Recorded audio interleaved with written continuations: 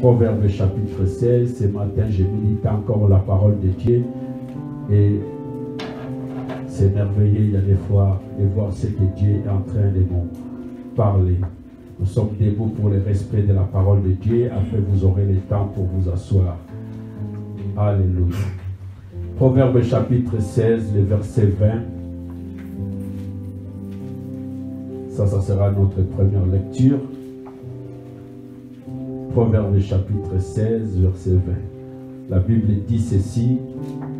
Celui qui réfléchit sur les choses trouve le bonheur. Est-ce que c'est aussi écrit comme ça dans vos Bibles? Celui qui réfléchit sur les choses trouve le bonheur. Celui qui se confie en l'Éternel est heureux. Amen. Ça, c'est ce que la Bible nous dit. Vous pouvez prendre place. Merci. Je ferai moi la deuxième lecture où je laisse à ma lecture. Elle est où, Vamisa? Elle est là. Ah, voilà, c'est toi qui vas me faire la deuxième. J'aime bien quand c'est toi qui dis comme ça, moi j'amplifie derrière toi. 1 Samuel chapitre 17. C'est l'histoire que nous connaissons très bien. David qui a tué Goliath. On va partir dans un autre sens ce matin. 1 Samuel chapitre 17. Nous lirons à partir du verset 25 jusqu'à tout en bas.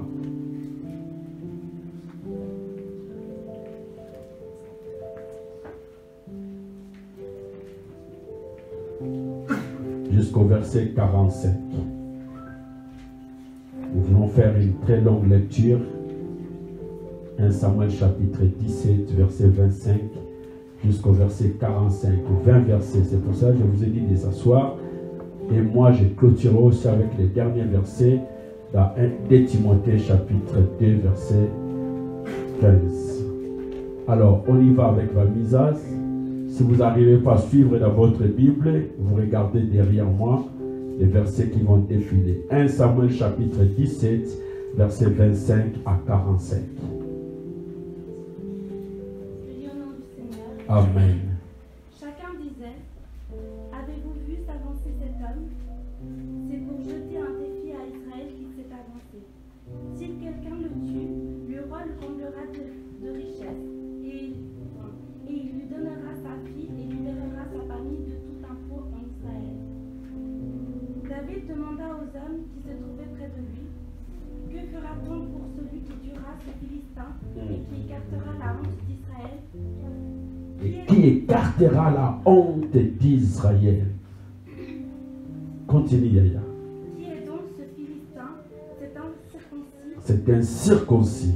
Pour insulter l'armée du Dieu vivant. Le peuple répéta les mêmes choses en précisant. Voilà comment l'on agira pour celui qui le tuera. Eliab, le frère aîné de David, l'avait entendu parler à ses hommes, et il fut enflammé de colère contre lui. Il dit, pourquoi es-tu descendu ici, et à qui as-tu laissé ton petit troupeau dans le désert? Je connais ton orgueil et la méchanceté de ton cœur. C'est pour voir la bataille que tu es descendu. David répondit, qu'ai-je donc fait? N'ai-je pas le droit de m'exprimer? Il se détourna de lui pour s'adresser à un autre et posa les mêmes questions. Le peuple lui répondit comme la première fois. Après avoir entendu les paroles prononcées par David, on les répéta à Saoul qui le fit venir. David dit à Saoul, que personne ne se décourage à cause de ce Philistin. Que personne ne se décourage à cause de ce Philistin. Moi, ton serviteur, j'irai me battre contre lui. Saoul dit à David, tu ne peux pas aller te battre contre ce Philistin. Tu n'es qu'un enfant alors que lui, il est un homme de guerre depuis sa jeunesse. David dit à Saoul, ton serviteur gardait les brebis de son père. Si c'est ton Bible, tu peux commencer à souligner depuis là où elle est en train de lire. À partir du verset 34 là. si ce n'est pas une Bible qui t'a prêté, commence à souligner là, parce que c'est là où on va parler.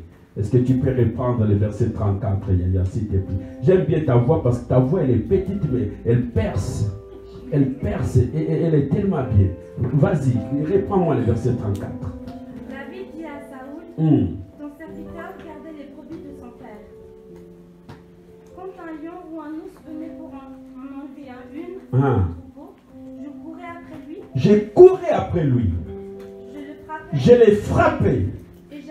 Et j'arrachais la brebis de sa gueule. S'il m'attaquait, je l'attrapais par la gorge. Je la saisissais par la gorge. Je l'ai frappé. Et je l'ai tué. C'est ainsi que ton serviteur a frappé le lion. Et ce sera aussi le sort du Philistin. Yes. De cet incirconcis, car il a insulté l'armée du Dieu vivant. David ajouta, l'Éternel m'a délivré de la griffe du lion. L'Éternel m'a délivré de la griffe des loups et des lions. Et de la patte de l'ours. Et il me délivrera aussi de ce Philistin. Yes. Saoul dit à David, vas-y donc et que l'Éternel soit avec toi. Saoul fit enfiler sa tenue à David. Il plaça sur sa tête un casque en bronze et le revêtit d'une cuirasse. David mit l'épée de Saoul par-dessus ses habits et voulut marcher, car il n'avait encore jamais essayé. Mais il dit à Saoul, je ne peux pas marcher avec cette armure, je n'y suis pas habitué. Et il s'en débarrassa. Il prit en main son bâton, puis il choisit dans le torrent 5 pierres lisses et les mit dans sa gibecière de berger et dans sa poche. Enfin, sa fronde à la main, il s'avança contre le Philistin. Le Philistin s'approcha peu à peu de David, et l'homme qui portait son bouclier marchait devant lui. Le Philistin regarda David, et lorsqu'il l'aperçut, il le méprisa, car il ne vit en lui qu'un enfant roux à la belle apparence. Le Philistin dit à David, suis-je un chien pour que tu viennes à moi avec des bâtons? Après l'avoir maudit par ses dieux, il ajouta, viens vers moi, que je donne ta chair à manger aux oiseaux du ciel et aux bêtes des champs.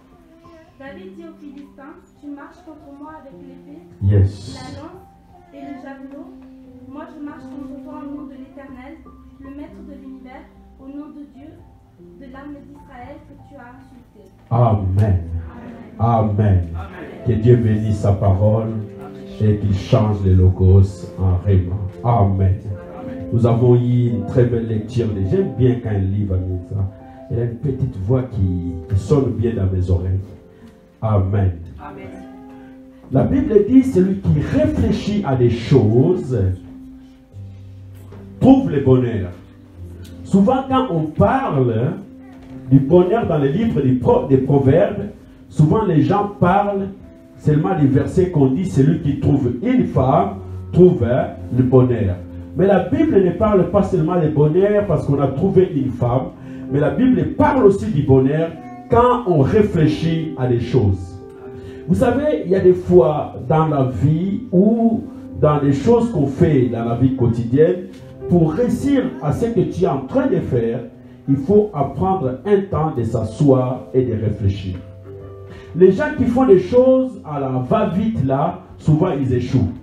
Et beaucoup de gens ne comprennent pas pourquoi ils échouent, simplement parce qu'ils n'ont pas le temps de s'asseoir et de réfléchir. Il y a des temps, je vous dis sincèrement, il y a des temps où moi je ne prends pas le temps de prier. Mais je prends mon temps à réfléchir. Comment va aller l'église? Dans quelle direction on va aller? Et dans des temps pareils, il y a des fois, je n'ai pas l'envie d'écouter plusieurs personnes. Il y a des fois, je le fais la nuit ou je le fais le matin. Je suis là assis sur mon canapé, tranquille. C'est comme si tu peux passer 2 ou 3 fois, tu dis, mais qu'est-ce qu'il est en train de faire? Il est en train de rien faire. Mais je suis simplement en train de prendre le temps de réfléchir sur les choses. Et quand je réfléchis, ou quand on réfléchit comme ça, le Saint-Esprit vient nous parler. Dieu vient nous visiter. Et Dieu nous met en direction. Il nous guide. Il guide nos pas. C'est pour cela que je suis, il y a des fois. Par contre, mais laisse-moi dire, des gens qui veulent toujours dire, ah, je vais prier pour que Dieu me montre sa volonté. Ça, c'est des excuses. La volonté de Dieu, premièrement, est écrite déjà dans la parole de Dieu. La volonté de Dieu est déjà révélée. La Bible dit, ceux qui sont révélés, c'est à nous. Ceux qui sont cachés, c'est à Dieu. Maintenant, Dieu peut t'aider à te révéler des choses qui sont cachées. Quand tu lui demandes ou quand Dieu veut. Mais on n'a pas besoin de chercher la volonté de Dieu dans des choses qui sont déjà écrites. Est-ce que quelqu'un me comprend? Amen. Et Salomon, qui est le grand sage, nous dit, celui qui réfléchit à des choses trouve le bonheur. Pour trouver le bonheur dans ce que tu es en train de faire, tu as besoin de réfléchir. Tu as besoin des fois de te reposer, de mettre les choses A plus B, B plus C, C plus D, et de rassembler tout le puzzle, et tu vas te rendre compte que les choses se mettent en place. Et quand on veut faire des choses à des surprises, des choses qui vont vite, c'est là où on échoue. Et quand on fait les choses par nos sentiments, par nos émotions, souvent on échoue. Et j'ai remarqué beaucoup de gens, ils n'aiment pas réfléchir. Ils n'aiment pas réfléchir. Ils voient quelque chose, du coup ils commencent à parler, du coup ils commencent à prendre des décisions. C'est pour cela même il y a des fois, il y a un proverbe africain qui dit « La nuit porte conseil ». Quand on voit les gens qui n'arrivent pas à prendre des décisions, ils disent qu'ils sont énervés, ils sont là de gauche à droite, il y a des fois les sages africains disent « Calmez-vous, on va dormir et demain on reviendra pour traiter ces choses. » Parce que la nuit porte conseil. Et dans ce sens-là, que je vais aller dans mon message, et ce matin, je vais vous parler de quelque chose qui tient mon cœur dans le sens des bons souvenirs. Garder les bons souvenirs. C'est ça notre thème. Garder les bons souvenirs. Depuis que je suis né jusqu'à aujourd'hui, à l'âge où je suis en train d'avancer, j'ai beaucoup de souvenirs. J'ai emmagasiné beaucoup. J'en ai des bons, j'en ai aussi des mauvais. Mais les mauvais, moi je les mets toujours à côté parce que ça ne me regarde pas. Mais je veux que ce matin nous gardons les bons souvenirs. Est-ce que quelqu'un est avec moi? Amen. Les bons souvenirs. Vous savez, j'ai remarqué par mon expérience de la vie que beaucoup de gens ne gardent pas de bons souvenirs. Je peux dire que beaucoup de gens ils sont méchants parce qu'ils ne gardent pas de bons souvenirs. Regardez vous-même. Qu'est-ce qu'on ne voit pas dans ce monde ou dans nos relations, voire même dans nos églises? Vous verrez que je suis bien avec mon fils Shadrach. Pendant des années, on partage des choses. Pendant des années, on est bien. Pendant des années, on mange ensemble. On dort ensemble. On joue ensemble. On s'amuse ensemble. Mais il suffit qu'un jour arrive quelque chose de mauvais, que ce soit Shadrach ou moi, je pète les plombs et j'ai oublié tous les années ou tous les bons moments qu'on a passés avec ces jeunes hommes. Est-ce que n'est-ce pas vrai? Amen. Parce que le cœur de l'homme est mauvais. La Bible dit ceci dans le livre des Proverbes toujours, chapitre 4. Le cœur de l'homme est mauvais par-dessus tout. Le cœur de l'homme est tortueux. Et la Bible dit, qui peut le connaître? C'est Dieu. Amen. Beaucoup de gens, ils sont méchants dans leur cœur. Ils sont mauvais dans leur jugement. Ils ne s'assoient pas pour réfléchir à des choses. C'est pour cela ce matin, je vais vous parler des bons souvenirs. Garde les bons souvenirs. Amen. Je dis qu'on garde les bons souvenirs. de garder les bons souvenirs. C'est très important. C'est ça qui va te permettre d'avancer. C'est ça qui va te permettre à garder des bons contacts. Dans ma vie, Dieu m'a fait grâce. Je n'ai jamais eu beaucoup d'amis. Moi, je n'ai jamais eu beaucoup d'amis. Mais les gens que je connais et je côtoie, je n'ai jamais eu non plus dans ma vie de division avec les gens. Je n'ai jamais été divisé avec les gens. Je n'ai jamais aussi séparé avec des gens par des disputes, par des bagarres, par des choses comme ça. Parce que j'essaie toujours, au fond de moi, de garder les bons côtés, les bons souvenirs. Alléluia. Amen. Nous sommes dans le livre de 1 Samuel chapitre 17. Le prophète Samuel nous raconte l'histoire du roi David. Mais ici, David n'est pas encore roi. David, c'est un jeune berger. Il élève les troupeaux de son père. Et David vit dans une grande famille où il y a des grands garçons devant lui et lui, il est le dernier. Dans cette grande famille où ils sont bergers, c'est David qui s'occupe du travail de son père. C'est lui qui nourrit un peu la famille. Et ce jeune homme, quand il va combattre avec Goliath, selon les théologiens, ils disent que David, il a entre 16 ou 17 ans. C'est pour cela même Goliath qui est en face de lui, Goliath, la Bible dit, il voit qu'un jeune homme roux et de belles figures. Il voit un jeune homme de 16 ans et de 17 ans qui est devant David. Mais qu'est-ce qui se passe dans cette histoire? Dans cette histoire, la Bible nous rend compte qu'il y a la guerre entre Israël, qui est dirigée par le roi Saoul. Et de l'autre côté, c'est les Philistins. Vous savez, en fait, les Philistins, c'est qui? Les Philistins, ce n'est pas quelque chose d'extraordinaire ou quelque chose que vous ne comprenez pas. Ils sont jusqu'aujourd'hui là. Les Philistins, en fait, c'est les Palestiniens. Et précisément, c'est qui menaçait là, à cette époque-là, Israël, c'était ce qu'aujourd'hui on appelle la bande de Gaza. Vous voyez que ce problème, ça ne date pas d'aujourd'hui, ça vient de très loin. Et Goliath, il sort de cette tribu des Gazaouites, des Philistins. Il vient pour menacer Israël. Mais la Bible dit que cette guerre, cette fois-ci, était bizarre. C'est une guerre bizarre. Ce n'est pas une guerre où le Philistin vient attaquer et puis Israël ou bien attaque. Mais Goliath décide parce qu'il est l'homme fort. Quand la Bible nous décrit Goliath, la Bible dit que Goliath, il a plus ou moins 6 mètres. Il mesure 6 mètres.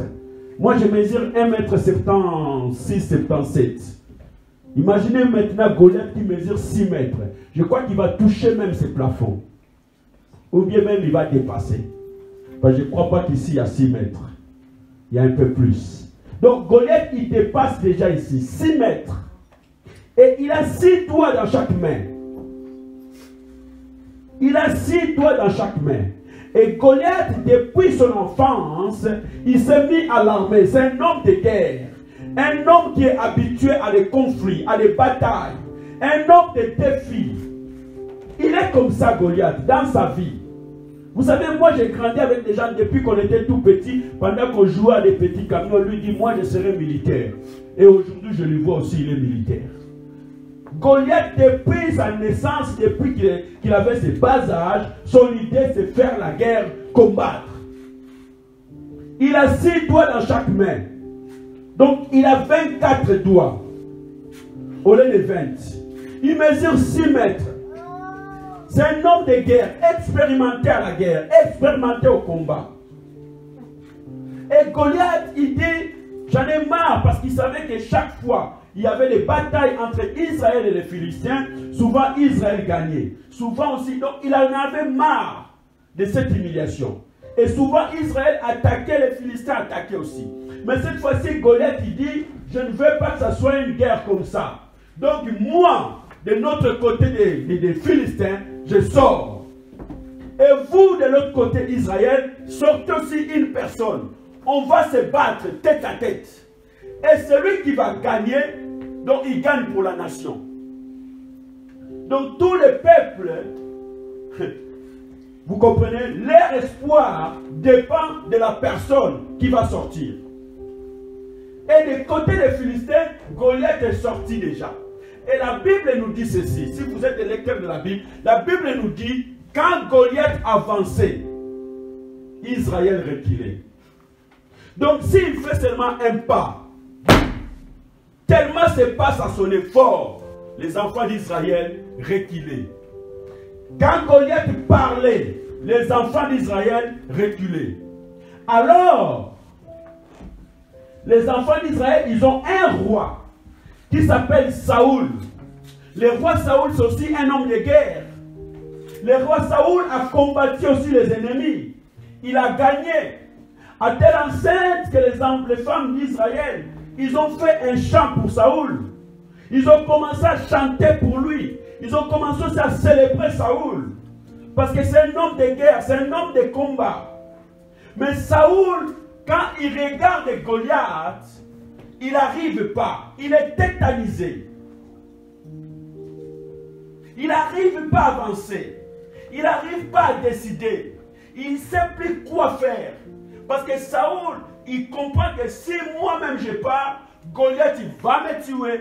Israël va rester sans roi et on va perdre tout ce qu'on a. Et ils vont nous prendre comme leurs esclaves. Saoul refuse cela. Alors que Saoul c'est un homme de combat. Et la Bible dit Goliath menacé. Goliath avançait et Israël reculait. Et Goliath a entendu les échos qu'en Israël ils ont un Dieu. Donc s'ils nous gagnent souvent nous les Philistins parce qu'ils ont un Dieu. Mais Goliath a compris, si Israël, sa force vient depuis leur Dieu, maintenant je vais commencer à insulter leur Dieu. Goliath commence à insulter les dieux d'Israël. Il commence à menacer le peuple d'Israël. Et en Israël, personne ne s'est levé. Et comme je vois aussi beaucoup aujourd'hui, combien de gens qui passent sur Internet, qui insultent les pasteurs, qui insultent les églises. Et vous êtes là, vous les appuyez. Vous êtes là, vous les acclamez aussi. Vous êtes là, vous les regardez. Bien aimés, parce qu'ils n'ont jamais compris qu'est-ce que c'est l'église. Laissez-moi vous dire, les gens, ils n'ont jamais compris qu'est-ce que c'est l'église. Jésus l'a dit clair et net. Il a dit, ceux qui sont nés de l'esprit est esprit. Ceux qui sont nés de la chair est chair. Tant qu'un païen n'arrivera pas à se convertir, il restera chair. Et il ne peut pas comprendre les choses de l'esprit. Est-ce que quelqu'un peut me dire Amen? Amen. Tant qu'un païen ne s'est pas converti, peu importe qu'il soit historien, qu'il soit, je ne sais pas moi, professeur à l'université, je ne sais pas moi, savant, tant qu'il n'est pas converti, il reste chair. Amen. Et il ne peut pas comprendre les choses de l'esprit. Jésus a dit, ceux qui sont nés de l'esprit et d'esprit. Et ceux qui sont chers, ils sont chers. Combien de gens qui insultent les églises, qui insultent les choses de Dieu, et vous êtes là, vous les appuyez. Vous les appuyez sans réfléchir. Bien-aimé, l'église, ce n'est pas n'importe quoi. Jésus, Dieu lui-même, Dieu des cieux, il s'est investi sur l'église. Il a envoyé son fils Jésus-Christ. Jésus-Christ s'est incarné homme pour sauver l'église. Jésus-Christ est la tête de l'église. Et quand quelqu'un insulte l'église, quand quelqu'un insulte les hommes de Dieu, c'est Jésus qui est en train d'insulter. Parce que Jésus est la tête de l'église. Il a versé son sang. Et Jésus est parti. Il est en train de préparer une place pour revenir sur cette terre, chercher son église. Amen. L'église appartient à Jésus. C'est pour cela que Jésus a dit, je bâtirai mon église, mon ecclésia. Ecclésia, église, les gens qui sont hors du monde, que Jésus a déplacés hors du monde, il les a mis à part, à côté. C'est ça l'église. Et Jésus est mort pour cette église, il reviendra aussi chercher son église. Il ne viendra pas chercher tout le monde, il viendra chercher uniquement son église. C'est pour cela que l'église est universelle. Universelle. Indivisible. Quand je vous parle de l'église, je vous parle de l'église universelle de Jésus. Je ne vous parle pas de l'église locale. Et les gens qui menacent l'église, les gens qui insultent l'église, les gens qui attaquent à l'église, les gens qui attaquent à les hommes de Dieu, ils ont un problème sérieux avec Dieu. Amen. J'ai donné ce témoignage ici. Je suis content de voir Nilsio et sa maman qui sont de Mozambique. Peut-être vous ne le savez pas, mais laisse-moi vous dire, peut-être aussi vous le savez. Il y a eu un président chez vous qui s'appelait Samora Machel. Sa femme qui est restée la veuve de Nelson Mandela. Ce monsieur-là, en tant que président, un jour il insultait Dieu, il insultait les églises. Il disait, faites la prière de notre Père. Demandez à Dieu s'il va vous donner le pain. Il a dit, est-ce que vous avez le pain? Non. Il dit, moi je peux vous donner le pain. Samora Machel, il insultait Dieu. Mais un jour, il a pris son avion depuis l'Afrique du Sud pour partir à Maputo. Son avion a fait un crash. Quelque temps qu'il avait insulté Dieu. Je disais cela à ceux qui étaient à l'étude biblique. Je vais vous parler de l'autre personne qui était un grand star. On l'appelle John Lennon. Je ne sais pas si vous connaissez. Ceux qui connaissent John Lennon, qui chantait avec les groupes Beatles. John Lennon, un jour, il a dit, je serai connu dans le monde plus que Jésus-Christ. Il dit, parce que l'église, c'est fini. L'église a fait son temps, c'est fini. Bye bye à l'église. Je serai plus célèbre que Jésus-Christ de Nazareth. Quelques temps après, John Lennon, il s'est retrouvé mort. Laisse-moi vous dire, bien aimé, quand on insulte Dieu, on insulte l'église, Dieu ne reste pas silencieux. Nous ne sommes pas les talibans. Nous ne sommes pas État islamique pour qu'on dise non, parce que vous insultez notre église, on va poser une bombe. Nous nous laissons tranquilles, c'est Dieu lui-même qui prend charge de vous. Et vous verrez la réponse de Dieu. Ce Dieu-là frappe encore. Amen. Et ce Dieu-là agit encore. Amen. Et c'est Dieu qui a dit, à moi la vengeance, à moi la rétribution. Ce n'est pas à nous de venger Dieu. Mais moi j'avertis, parce qu'il y a des fois, vous êtes avec les gens, vous êtes en train de manger, ils sont en train de d'insulter. Toi tu applaudis, toi tu rigoles. Fais gaffe à toi. Ce matin, je dis, fais gaffe à toi. Et la Bible nous dit que cet homme, Goliath est en train d'insulter. Saoul ne sait plus quoi faire. Il a peur. Et le papa de David a dit à David, ça fait longtemps, tes frères ils sont au fond de la guerre. Je n'ai pas ces nouvelles. Allez prendre leurs nouvelles. David arrive comme ça. Il demande, il veut avoir les nouvelles de son frère. Et quand ses frères le voient, il dit, toi, retourne vite à la maison. Ici, c'est le cours des grands. Ici, ce qui se passe ici, il faut être grand. Donc, à ton âge là, retourne. Et David il dit, j'aimerais simplement savoir qu'est-ce qui se passe. Et pendant que David il essaie de se renseigner auprès de son frère, il entend la voix de Goliath, qui est en train de d'insulter Dieu, qui est en train de minimiser Dieu, qui est en train de cracher sur Dieu. David, il laisse un peu les renseignements, il retourne pour garder. Je crois qu'en ayant 17 ans, est-ce qu'il y a quelqu'un qui a 17 ans ici? Evel, toi, tu as combien? 17. Viens, toi, alors. Parce que tu as dragué.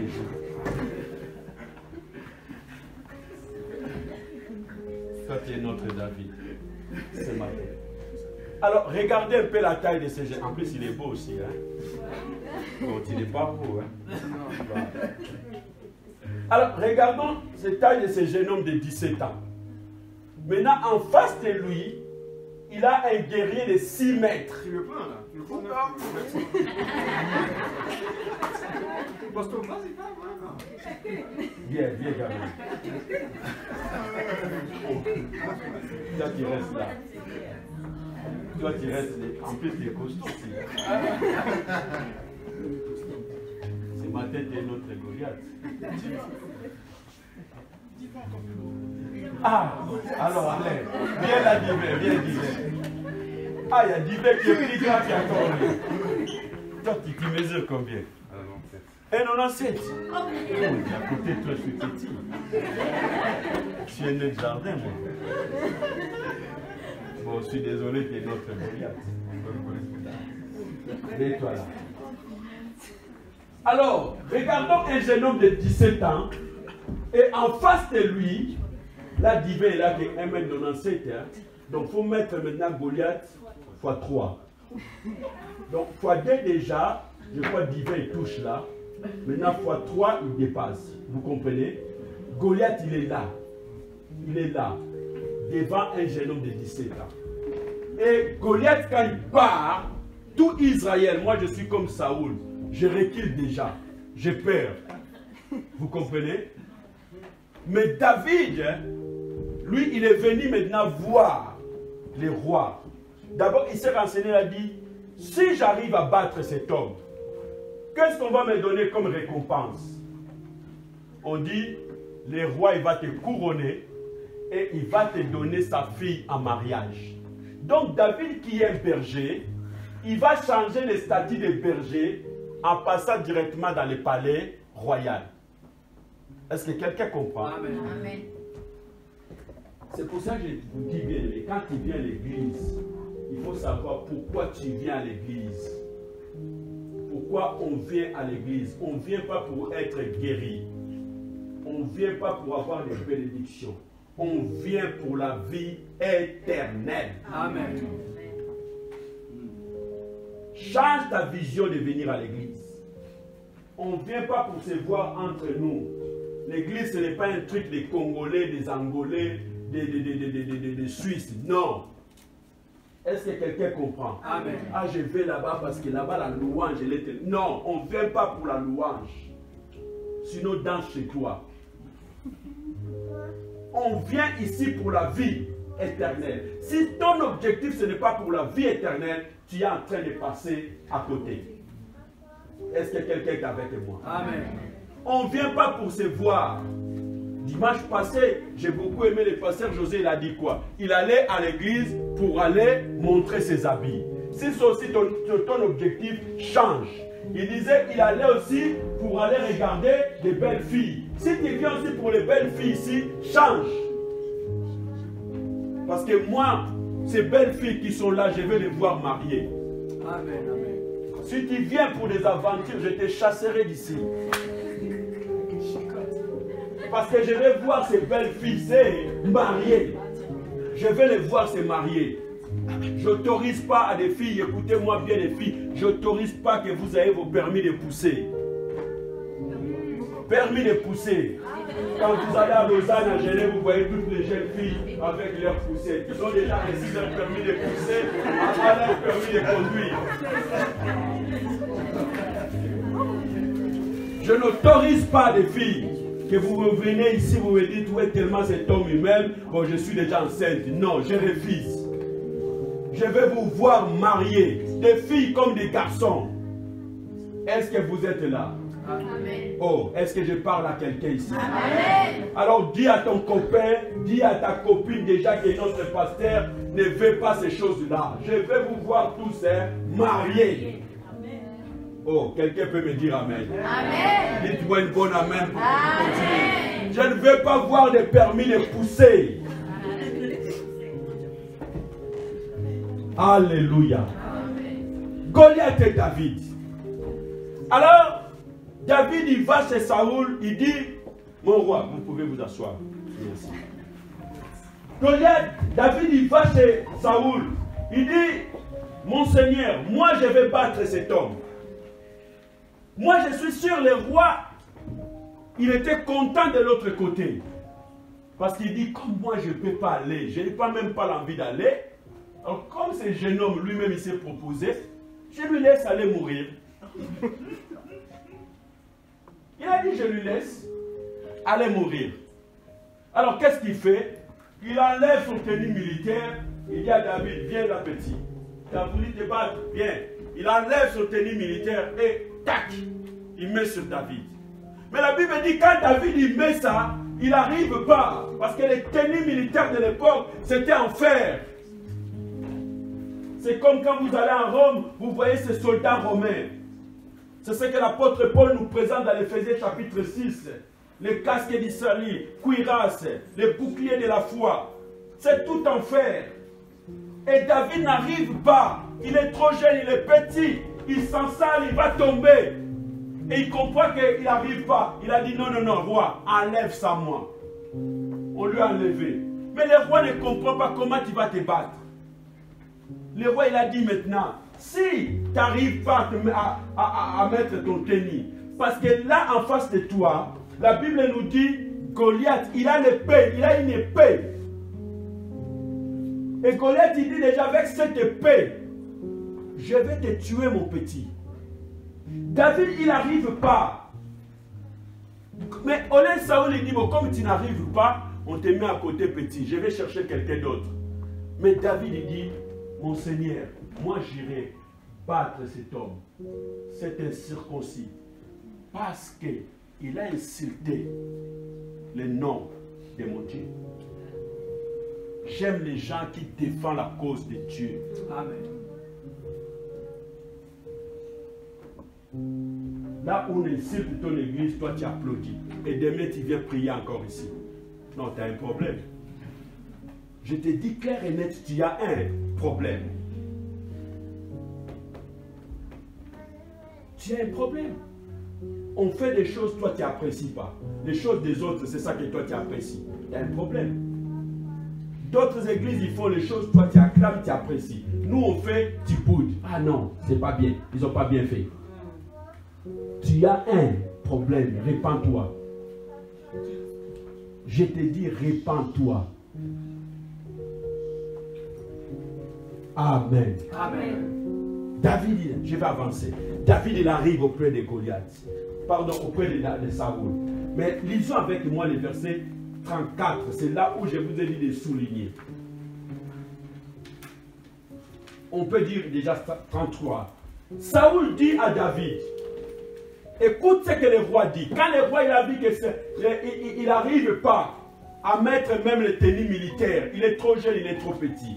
Verset 33, tu peux me le mettre devant. Saoul dit à David, tu ne peux pas aller te battre avec ces Philistins, car tu es un enfant. Il dit car tu es un enfant. Et il est un homme de guerre dès sa jeunesse. Goliath est un homme de guerre dès sa jeunesse et toi tu es un enfant. Tu ne peux pas te battre. Mais écoute maintenant le verset 35. C'est là où je vous dis de garder les bons souvenirs. Surtout les souvenirs avec Dieu. Bien-aimé, quand au moins vous comprenez que Dieu a fait quelque chose dans votre vie, gardez cela. Amen. La Bible dit au verset 34. David maintenant répond à Saoul. Parce que Saoul lui dit que tu es un enfant. Maintenant David répond. Il dit ton serviteur. C'est là où David remonte ses souvenirs. Parce que les souvenirs que David remonte, les bons souvenirs qu'il a avec Dieu, c'est ça qui produit la foi. C'est ça qui produit la persévérance. Yes. David dit ceci. Ton serviteur faisait paître les troupeaux de son père.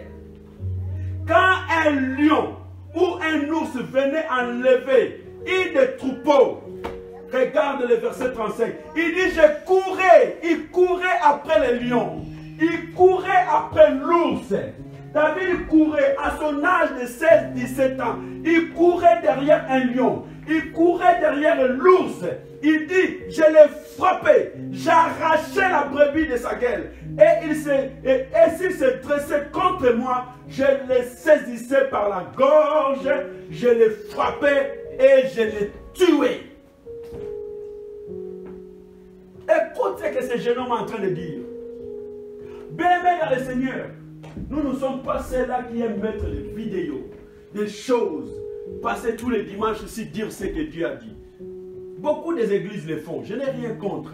C'est leur manière de fonctionner. Nous ne sommes pas ceux qui veulent mettre toutes les choses dans nos vitrines pour que les gens voient.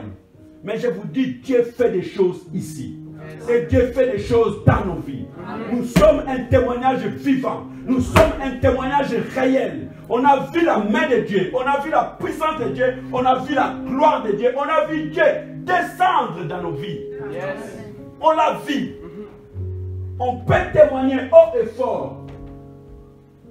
Ce n'est pas parce que les autres ils passent des vidéos tous les jours que vous les acclamez, vous trouvez ça extraordinaire. Je disais samedi à ceux qui m'écoutaient, je dis personne, moi, peut m'impressionner dans les choses de Dieu. Il y a plus de 30 ans, je suis dans ces choses. Plus de 30 ans, je suis dans ces choses. J'ai vu les réveils au Congo. J'ai côtoyé les pères des réveils au Congo. J'ai côtoyé des gens comme Jacques Vernon. J'ai côtoyé des gens comme Adi Nabal. J'ai côtoyé les gens comme Papa Ankelal. J'ai vu les gens, les pères des réveils. J'ai vu les gens, les pères de réveil, même dans le ministère. J'ai côtoyé les gens comme Thomas Louis Osborne. J'ai vu des gens comme Maurice Serino. J'ai vu les mouvements de réveil dans les années 90 au Congo. Des apôtres comme Tambo Lukoki. J'ai vu des archibishops Coutinho Fernando. Je les ai vus en œuvre, guérir des miracles, opérer. C'était le moment de réveil. Je l'ai vu, je l'ai vécu. Et personne ne peut me dire le contraire. J'ai vu la main de Dieu dans ma vie, dans la vie des hommes de Dieu, dans les grandes croisades, dans les églises, et jusqu'aujourd'hui. Et je garde ces bons côtés. Les bons témoignages de Dieu. Bien-aimés, gardons les souvenirs. David, dans les coulisses, personne ne voyait David. Si on commençait à témoigner tous les jours ici, bien-aimés, on manquerait de mots. J'ai vécu ici en Suisse avec des gens, avec 90 fois par mois. Mais on a réussi à s'en sortir. Et on est ce qu'on est aujourd'hui. Je me souviens, je fais venir ma femme, elle est là, elle peut vous dire. Papa, bienvenue, il peut vous dire, maman Mado. Un mois après, ma femme est tombée malade. Je dis à personne, elle part, on l'amène à l'hôpital de Genève. Un mois qu'elle est venue d'Afrique, on l'amène à l'hôpital de Genève, elle est là, elle peut vous témoigner. Ma femme n'arrivait même pas à me reconnaître. Elle n'arrivait même pas à reconnaître quelqu'un. On l'a mis à la quarantaine. Vous savez ce que ça veut dire à la quarantaine? Personne ne pouvait entrer. Après 3 jours, dès que vous pouvez entrer, il faut vous mettre des masques et des gants pour que vous saluiez. Je ne pouvais pas voir, après 1 mois, ma femme mourir. Je pleurais. 3 jours, j'étais à genoux. Je priais en pleurant. Et j'ai vu ma femme revenir de la vie. Elle n'avait même pas demandé l'asile. Elle n'avait même pas les papiers. Elle est là, elle peut vous témoigner. 1 mois après sa venue, depuis l'Afrique. Et quand je vois, dans 2 semaines, Géasi va totaliser 18 ans, je dis le Seigneur, jusqu'ici, il nous a soutenus. On est arrivé dans ce pays, on n'avait même pas un vélo. Papa, bienvenue, il est là, je vous ai dit. Mes frères Esaïe, il est là. On dormait tous ensemble au foyer d'Ardon. On faisait Ardon jusqu'à compter à pied. Vous savez pourquoi? Il y a des fois pour aller chercher le quai de port qui ne coûtait même pas 1 franc. Le quai de port. Vous voyez les quais de port qu'on va à la micro. On faisait les pieds ardents parce qu'on avait marre de manger la nourriture du foyer. On dit nous-mêmes on va faire notre propre nourriture. On allait, on n'avait même pas les transports pour payer ardent jusqu'à compter. On traversait entre les villes. À pied. Il est là, papa, bienvenue, il peut vous dire. On a vu la main de Dieu. Si aujourd'hui Dieu permet que nous arrivons où nous en sommes arrivés, parce que Dieu est avec nous. Et je me regardais ce bon côté. Mais tu n'as rien payé, tu n'as rien fait pour être là assis. Il y a des gens, moi je vis, des gens qui ont plus d'argent en train de mourir et laisser l'argent. Ma femme, elle travaille chez une dame. Elle a combien, madame André, aujourd'hui? 86. Chaque vendredi, elle part là-bas. Et avant, dès qu'elle arrive, dès que ma femme a fini le boulot, quand elle lui dit au revoir, elle dit au revoir, madame aimée. Je ne sais pas, vendredi prochain, si tu viens, je serai encore en vie. Mais elle a une grande villa. Elle a des comptes en banque. mais elle comprend que sa vie arrive à la fin. Si toi tu es là, bien-aimé, c'est la grâce de Dieu. Amen. Ce n'est pas par tes efforts. Gardez ses bons côtés. Ce que Dieu a fait dans ta vie. Ce que Dieu a fait dans les coulisses. Ce que Dieu a parlé à toi. Peut-être personne n'a entendu. Quand tu as vu tuer les lions, quand tu as vu tuer l'ours, personne ne voyait. C'est pour cela que l'histoire avec Dieu, ce n'est pas l'histoire de la communauté. C'est l'histoire personnelle. Dieu est avec nous. Face à face. Chacun pour soi. Mercredi, je disais, si Dieu ne jette jamais les bénédictions comme dans un poulailler, ramassez. Ça, ce n'est pas le style de Dieu. C'est pour cela que beaucoup vous êtes séduits par ces apôtres, par ces prophètes qui vous disent, venez ici, vous recevrez des bénédictions. Ils commencent à parler, ils commencent à vous faire des choses. Et vous êtes tous séduits en train de croire à cela. Ça, ce n'est pas l'évangile. Je le dis et je vais le dire encore très fort. Ce n'est pas ça l'évangile. Je l'ai déjà dit ici, je le dirai encore. Je n'ai jamais vu un prophète commencer à prophétiser dans la Bible pendant 50 prophéties, 100 prophéties par jour. C'est faux. Ça ne vient pas de Dieu, c'est faux. Lisez dans la Bible, il y a eu des temps même, Dieu faisait 100 ans sans Dieu parler. Il ne parlait pas. Ça même mis jusqu'à 300 ans, Dieu ne parlait pas, mais Dieu continue à exister. Il trouve où toutes ces prophéties? Tous les jours, prophétiser sur 200 personnes, 400 personnes. C'est faux. Gardons l'évangile. La vraie, le pur, la parole de Dieu. Ne laissons pas nous embobiner par ce qui se passe sur Internet. Ne laissez pas, bien aimé, gardons les souvenirs. David était seul dans son coin. Personne ne voyait ses luttes. Personne ne voyait ses batailles. Chaque fois, un lion venait toucher sa brebis. Il courait, il prenait sa brebis. Il tapait les lions, il tuait les lions. Il tuait l'ours, personne ne voyait. Ni ses frères, ni son père. Il ne parlait pas. Il travaillait dans les coulisses. Travaillons bien aimé dans les coulisses et vous verrez les résultats. Vous verrez les résultats. Un jour, vous me donnerez raison. Travaillons dans les coulisses et vous verrez les résultats. Ceux qui font du pipeau là, laissez-les faire du pipeau. Il faut que la publicité pour eux-mêmes, ils ne font pas pour Dieu. C'est les serviteurs des ventres. La Bible le dit dans 1 Thessaloniciens chapitre 4. C'est les serviteurs des ventres. C'est pour cela même les autres, ils veulent maintenant qu'on prie leur Dieu. Je ne sais pas si vous le savez. Vous entendez quelqu'un dire, ah, mais dans l'Ancien Testament, on priait le Dieu d'Abraham, le Dieu d'Isaac et le Dieu d'Israël. Vous devez aussi prier mon Dieu. Le Dieu, par exemple, qui vous voulez que je mette? Donnez-moi un nom. Alors je dis moi-même, vu que vous ne voulez pas, je dis moi-même. Je peux dire à l'église maintenant, priez aussi les dieux des mains. C'est faux ça. Ça c'est le culte de la personnalité. C'est l'idolâtrie. C'est l'idolâtrie pure et dure. C'est le culte de la personne. Si dans l'Ancien Testament, on priait les dieux d'Abraham, d'Isaac et d'Israël parce que Jésus n'était pas encore venu. Parce que Jésus n'était pas encore venu. Quand Jésus est venu, Jésus l'a dit quoi? À ses disciples, tout ce que vous faites, direz à mon nom. Et quand les disciples, le jour de la Pentecôte, ils ont prêché, plus de 2000 personnes converties. Ils sont venus, ils ont dit, Pierre, que ferons-nous? L'apôtre Pierre a dit quoi? Répentez-vous et soyez baptisés au nom de Jésus. Dans l'Ancien Testament, on priait les dieux d'Abraham, d'Isaac et d'Israël parce que Dieu a fait l'alliance avec eux, parce que Jésus n'était pas venu. Dans le Nouveau Testament, on ne peut plus prier les dieux d'un tel. Même si c'est tel-là Dieu utilise, on ne peut pas prier son Dieu. On prie le Dieu de Jésus-Christ. C'est l'idolâtrie. C'est pour cela qu'ils vous vendent maintenant des bouteilles d'huile. Ils vous vendent des bouteilles d'eau. Vous cachez ça sous vos lits. Et quand vous êtes malade, vous sortez un peu d'huile, vous mettez à la tête. Ça ne vous fera rien. Que ça vienne des Jourdains ou d'où, ça ne fera rien. C'est l'idolâtrie pure. C'est du fétichisme ça. Ça, ce n'est pas du christianisme. Ce n'est pas du christianisme. Du christianisme, c'est le contact avec Dieu, face à face. Est-ce que quelqu'un m'entend? Aie de bons contacts avec Dieu. Si Dieu a fait quelque chose pour toi, si Dieu a fait quelque chose pour toi, tu reconnais que ça, c'est la main de Dieu qui a agi. Bien aimé, continue à faire confiance à ce Dieu-là. Et tu verras Dieu-là, s'il a fait 1, il fera aussi 2. S'il a fait 2, il fera aussi 3. S'il a fait 3, il fera aussi 100. Yes. C'est ça la méthodologie de Dieu. La méthodologie de Dieu, c'est simple. Ce n'est pas nous donner des bouteilles d'huile, des bouteilles d'eau, des mouchoirs, de garder à la maison pour que... Non, ça, ce n'est pas la méthode de Dieu. Ça, c'est du fétichisme. C'est du fétichisme.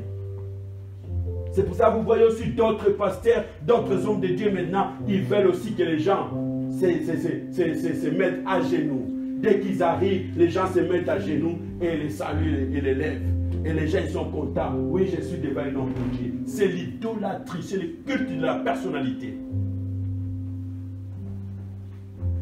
Mais ce que nous devons garder ce matin, c'est le bon souvenir.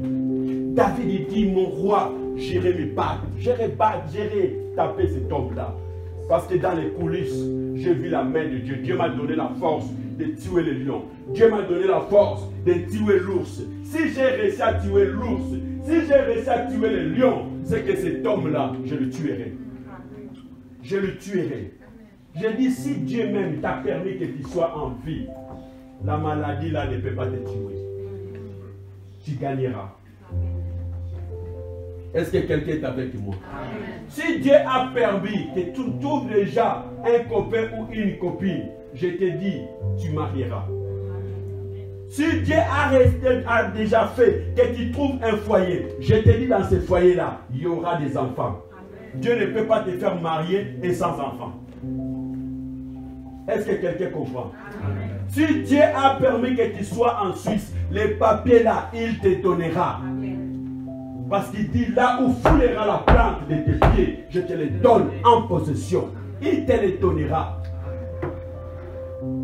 Le problème seulement, c'est de faire confiance à Dieu. Et le problème seulement, savoir les bons côtés. Qu'est-ce que Dieu a déjà fait pour toi? C'est pour cela, Job, je clôture par ici. C'est pour cela, Job, même quand il a perdu ses enfants, ses biens, sa santé, sa femme, il dit, mais Job, insulte Dieu, comme ça Dieu va te tuer. Job lui dit, je ne peux pas. Pourquoi il ne peut pas? Parce qu'il dit, est-ce que tout ce qu'on a reçu, on n'a pas reçu de Dieu? Job savait et il était convaincu, si Dieu l'a donné, si Dieu a pris, Dieu il est capable aussi de lui redonner. C'est pour ça que je dis, le Dieu que nous prions, c'est un Dieu de ré. Avec Dieu, tout peut recommencer. Avec Dieu, tout peut repartir. Avec Dieu, tout peut être rebâti. Avec Dieu, tout peut être reconstruit. Avec Dieu, tout peut être redémarré. Il est le Dieu des ré. Il peut recommencer, il peut rebâtir, il peut reconstruire, il peut retaper, il peut restaurer. Il est Dieu. Ce matin, quel souvenir tu as de Dieu? La question que je te pose, quel souvenir tu as de Dieu? Je ne sais pas si je vous ai déjà dit, mais je suis sûr que je l'ai déjà dit. J'ai traversé, moi, depuis l'embouchure du fleuve Congo. Le fleuve Congo, c'est le deuxième plus grand fleuve d'Afrique, après le Nil. C'est le Congo, après c'est le Zambèze. J'ai traversé depuis l'embouchure du fleuve Congo, depuis Banana, je peux dire depuis même Mwanda, Banana, jusqu'à l'autre côté de l'Angola, à Soyo. Du fleuve jusqu'à l'océan Atlantique. Je l'ai traversé en pirogue. Je connais les gens qui traversent ici à la Méditerranée. Quand ils meurent, je regarde. J'ai dit, je pouvais mourir aussi comme ça. Je l'ai traversé, moi, en 1991. Je l'ai traversé. Et je peux vous dire la date, le 11 août 1991. J'ai traversé. J'ai vu le pirogue s'arrêter au milieu de nulle part, à l'océan. J'ai commencé à prier. Le moteur s'est arrêté. Mais le moteur est redémarré. Et on a continué la traversée. Jusqu'à l'Angola, à Soyo. J'ai pris un jour l'avion depuis l'aéroport de Luanda, le 4 février, jusqu'à l'aéroport de Kunene, qui fait la frontière avec Namibie. On arrive pour l'atterrissage à Namibie. Les roues d'avion ne sortaient pas. J'ai vu les gens paniquer, j'ai vu les gens pleurer dans l'avion.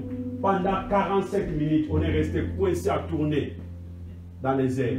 On voyait les gens qui nous regardaient, qui montraient les doigts. Voilà, cet avion n'arrive pas à atterrir. Je regardais comme ça, on était tout près de l'aéroport. Je regardais de l'autre côté, on était à l'océan. Et les pilotes, ils ne savaient pas quoi faire. Il dit, si je mets l'avion dans la terre, ça écrase. Si je le mets dans l'eau aussi, ça écrase. Et le pilote a dit, cherchez vos... Comment ça s'appelle? Les gilets de sauvetage. Vous savez, dans les avions africains, on était plus de 150 personnes. Je crois qu'il n'y en avait que 10. C'était à Tag. Hein? J'avais pris Tag. Il n'y en avait que 10. Alors les 10, c'était tous les hôtels stellaires là qui ont récupéré ça.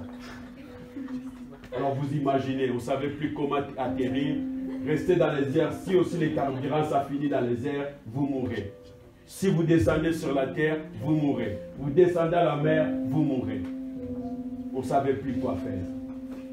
Et j'ai vu les gens qui ne prient pas, qui disent que Dieu n'existait pas. Ils ont commencé à prier ces jours-là.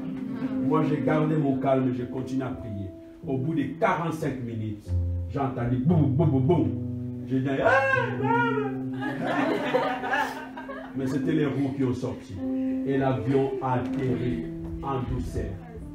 Dès qu'on est sorti dans l'aéroport de Kunene, tout le monde nous a clamé, comme si on était des rois. Tout le monde nous a clamé. Tout le monde a clamé les pilotes. On descendait tranquille. Bien aimé, quand j'ai vu la main de Dieu dans les océans, dans les airs, j'ai vu la main de Dieu. Bien aimé, ce n'est pas une petite mal à la jambe qui va me faire mourir. J'ai dit, je vivrai. J'ai dit, je vivrai. Et j'ai rencontré les œuvres de l'Éternel. Je ne mourrai pas. Les gens comme nous, là, comme vous voyez, on est les plus durs. Je ne mourrai pas. Si tu m'entends mourir, si tu m'entends voir en bas, je te dis, je ne mourrai pas. Non, j'ai dit, je ne mourrai pas. Si toi, tu ne crois pas, moi, je crois à ta place aussi. Toi aussi, tu ne mourras pas. Ce n'est pas une petite fièvre. Ce n'est pas un mal au stomac. Bien aimé, qui va te faire garder les bons souvenirs. Nous voulons prier maintenant. Quel souvenir tu as de Dieu? Aujourd'hui, nous voulons seulement réfléchir. La Bible dit, celui qui réfléchit à des choses trouve le bonheur. Celui qui réfléchit à des choses trouve le bonheur. Et je vous dis, David, il s'est levé, il a tué Goliath. S'il a tué l'ours, s'il a tué le lion, Goliath, ce n'était rien. Bien aimé, si Dieu a permis que tu sois là, si Dieu t'a gardé la vie, si Dieu a fait des choses dans ta vie, la chose que tu es en train de traverser, c'est rien. Vois seulement la main de Dieu. Quand Dieu agit dans ta vie, ce qui reste, c'est rien. Dieu le fera. Mettons-nous debout, nous voulons prier. Avant que nous prions, je te laisse quelques minutes de réflexion. La Bible dit, celui qui réfléchit à des choses trouve le bonheur. Si tu réfléchis à ce que Dieu a fait pour toi, si tu réfléchis la grâce que Dieu t'accorde, bien aimé, accroche-toi à ce Dieu. Les gens peut-être qui sont nés avec toi, ils sont déjà morts. Les gens peut-être qui étaient avec toi aussi en Afrique, et je ne sais pas moi ailleurs, ils sont morts. Mais si toi tu es là, parce que Dieu a permis. Et si Dieu a permis, bien-aimé, accroche-toi à ce Dieu-là. Les gens qui ont demandé peut-être l'asile avec toi, ils ont même quitté la Suisse. Mais si toi tu es là, parce que Dieu a permis, accroche-toi à cela. Les gens peut-être qui travaillent avec toi, peut-être ils n'ont jamais trouvé. Mais toi, chaque fois, tu trouves du travail facilement. Ce n'est pas parce que tu es intelligent, c'est parce que Dieu l'a voulu. Les gens peut-être, il y a des fois qui ont l'argent, qui ont cherché la maternité, ils sont restés stériles. Mais toi, Dieu t'a accordé les enfants. Si Dieu a fait quelque chose dans ta vie, Bien-aimé, accroche-toi à ce Dieu-là. David il dit, je battrai cet incirconcis. Si Dieu a permis que je tue l'ours, je tue le lion, cet incirconcis n'est rien. Pendant que moi je parle, réfléchis. Qu'est-ce que Dieu a fait déjà dans ta vie? C'est un petit moment de réflexion où tu regardes là où tu as vu la main de Dieu. Peut-être un jour, il y a eu des accidents, mais tu t'es sorti de l'accident. Mercredi, je revenais du boulot pour venir à l'intercession. J'arrive entre compter. Il y a eu 5 bagnoles qui ont fait des accidents.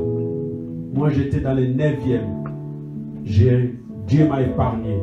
Malgré que quelqu'un m'a touché derrière ma voiture, mais je suis sorti sain et sauf. Mais j'ai vu les 5 bagnoles qui étaient devant moi à compter, tout écrasé. Et pendant que je venais là, Nephtali avec sa maman qui venait à l'église, il m'écrit, pasteur, je suis dans l'embouteillage. Mais je ne voulais pas lui dire que l'embouteillage que tu es, moi aussi je suis là et ma voiture est accidentée. Je ne voulais rien dire pour ne pas la paniquer. C'est mercredi, je pouvais peut-être être aussi mort. Juste ici à compter, 5 voitures. Il y avait l'embouteillage de 17h jusqu'à voire même à 20h. Mais je suis sorti sain et sauf. Combien de fois tu as loupé dans les accidents? Ce n'est pas parce que tu conduis bien. Même Schumacher, qui est un grand conducteur, un jour il s'est tombé. Ce n'est pas parce que tu conduis bien, parce qu'il y a la main de Dieu, la grâce de Dieu. Regarde ce que Dieu a fait dans ta vie. Il est merveilleux ce Dieu-là. Regarde les bons souvenirs. Ne sois pas comme les gens, 5 ans, 10 ans, on était tous ensemble.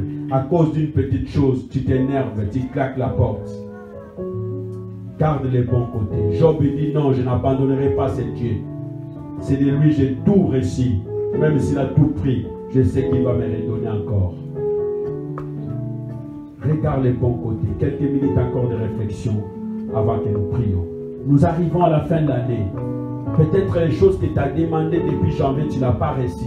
Mais le fait que Dieu t'accorde encore la vie, bien aimé, je te dis, tu l'auras. Même si ça n'arrive pas. Même quand on n'est pas encore le 31 janvier, même avant minuit, Dieu va faire quelque chose pour toi. Ne désespère pas. Accroche-toi encore à ce Dieu. Gardez les bons souvenirs. J'ai couru devant les lions. J'arrachais la brebis. Et je tue. Ce soir, la citation qui se présente devant toi, même si elle est grande, elle est géante comme Goliath, mais cette citation n'est rien. Ça va tomber. Ça va tomber parce que le Dieu qui a commencé avec toi par des petites choses, il finira par faire des grandes choses. Dieu finira avec toi par faire des grandes choses. Nous voulons prier maintenant. Nous élevons tous nos mains vers Dieu en guise de réception. Et nous prions. Prions le Seigneur.